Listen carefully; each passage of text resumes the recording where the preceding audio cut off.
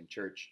This is Pastor Mike. I hope you're having a good day today. I saw on Facebook this morning from Aaron Cooper, I think, a video of all of these wildflowers in Cordova that have been blooming these last few weeks. And she had kind of a slideshow of just these amazing pictures. And it really is that time of new life here in Cordova. It's one of my first times ever seeing a true spring like this, where everything just all at once blossoms forth in life. We have beautiful flowers on every hillside and by every pond and stream and river.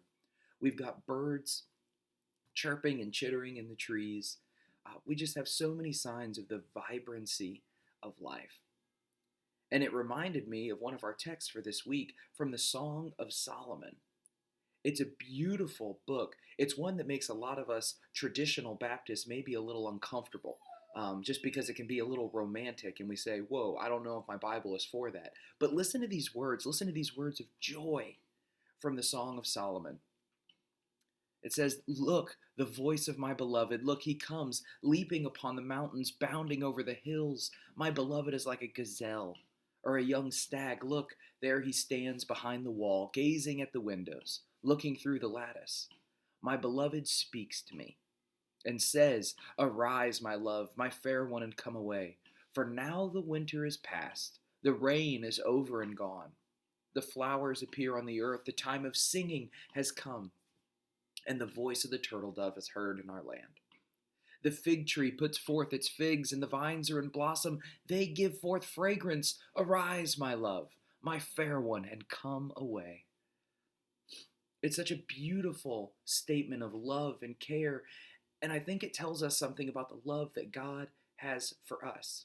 Now, I don't think we should necessarily read Song of Solomon and say it's this metaphor for God and us and it's this love story. You can read it that way, but I don't think you have to. But what we can see is not just God's love, but godly love and what it looks like. Godly love is an overflowing picture of grace from God.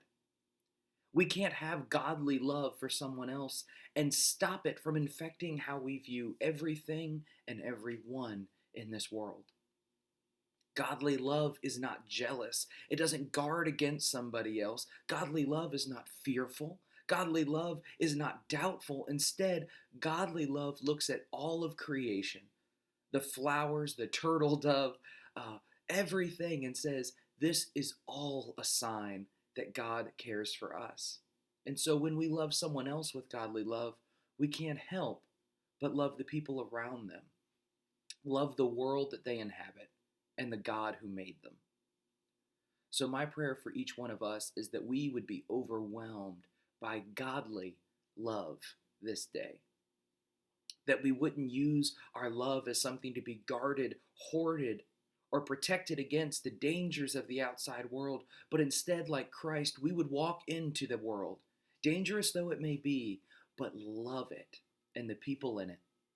Because each and every blade of grass and each and every person you meet were made by a God who loves you and has called you to love the world in return. So God bless you today, and may his love guide your steps.